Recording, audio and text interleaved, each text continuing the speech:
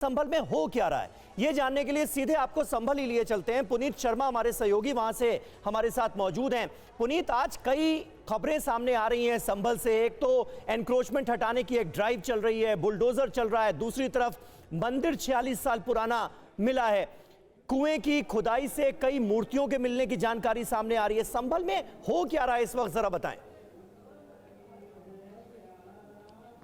देखिए, सबसे पहले मैं आपको डिप्टी एसपी अनुज चौधरी से बात कराता हूं। सर, बस इतना बता दिए कितनी मूर्ति मिली है, किन किन की मूर्ति है? बताइए तो दे अभी। जी जी, एक बार और बताइए। तीन मूर्तियाँ मिली। किन किन की मूर्ति है ये कार्तिक भगवान की है जो खंडित है, और गणेश जी की है, और माँ लक्ष्मी की। अच्छा, अभी ये कार्बन डेटिंग के लिए आप लोग भेजेंगे इसको? हाँ, कार्बन डेटिंग के लिए जाएगी। जाहिर तौर पर तो डिप्टी एसपी का कहना है कार्बन डेटिंग। दूसरी तरफ आपको दिखाएंगे मंदिर पे इस वक्त क्या माहौल है। सर, ये बताइए, एसपी साहब हमारे साथ मौजूद हैं। सर, जो मूर्ति है कार्बन डेटिंग के लिए भी भेजी जाएगी?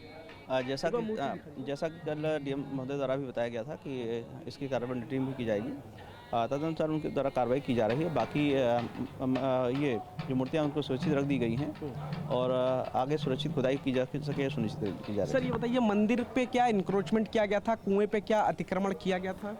हाँ, कुएं पर अतिक्रमण की सूचना हुई थी कि कुएं पर को रैम्प बनाकर पाट दिया गया है, रैम्प हटाया गया और खुदाई की गई तो यह कुआं मिला है, और कुएं की खुदाई के पश्चात यह 3 मूर्तियां बरामद हुई। जो मंदिर है, क्या उसके आसपास भी इंक्रोचमेंट किया गया है? ऊपर एक छज्जा निकाला गया था और पीछे का जो रास्ता था? हाँ बिल्कुल, मंदिर के ऊपर इंक्रोचमेंट किया गया, साइड में भी किया गया है, उसे भी नियमानुसार हटाया जाएगा और कार्रवाई की जाएगी। अच्छा, जो मकान आगे की तरफ बढ़ाया गया है, जो मंदिर के इलाके में मकान आ रहा है, क्या उसको भी तोड़ा जाएगा?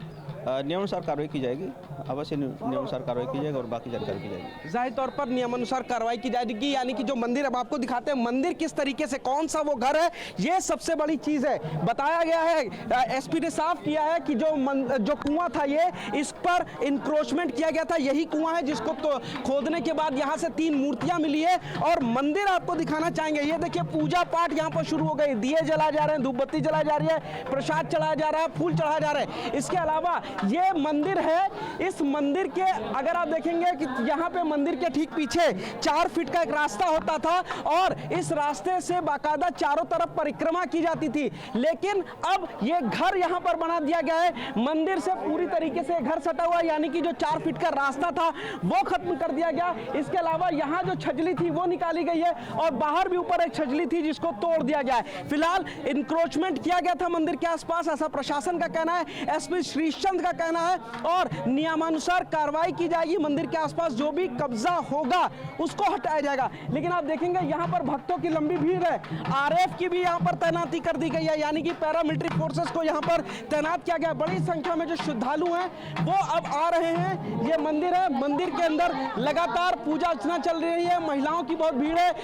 आप देखेंगे कीर्तन भी यहाँ पर किया जा रहा है, सुबह से यहाँ पर कीर्तन भी शुरू हो चुका है, लगातार कीर्तन किया जा रहा है। और सामने अगर आप देखेंगे तो पैरामिलिट्री फोर्सेस को भी यहाँ तैनात किया गया है। सबसे बड़ी बात है कि कुछ समय पहले यहाँ पर हिंसा हुई थी, सांप्रदायिक तनाव हुआ था और पत्थर छतों पर इकट्ठे ना हो, इसके लिए बाकायदा डिप्टी एसपी अनुज चौधरी लगातार छतों के ऊपर मंदिर के आसपास जो है वो ड्रोन के जरिए नजर रख रहा है। और अब यहाँ पर मंदिर के बराबर में आप देखेंगे बड़ी संख्या में जो पैरामिलिट्री फोर्सेस है उसकी यहाँ पर तैनाती की गई है, आला अधिकारी यहाँ पर मौजूद किए गए हैं। और आप देखेंगे कि महिला जो आरएफ कर्मी भी हैं उनको भी यहाँ पर तैनात कर दिया गया बड़ी संख्या में, यानी कि कोई भी लॉ एंड ऑर्डर को लेकर के प्रॉब्लम ना हो, किसी भी तरीके की कोई दिक्कत ना हो।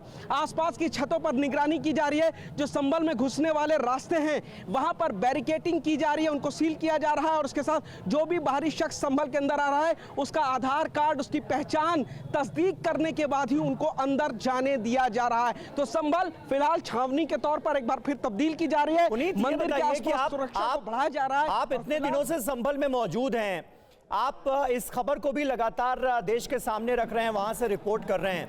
ये पता चल पाया कि 1978 में जब रस्तोगी परिवार ताला लगाकर इस मंदिर में गया तो तब से लेकर अब तक इतने सालों में इस मंदिर को खोलने की कोशिश क्यों नहीं हुई?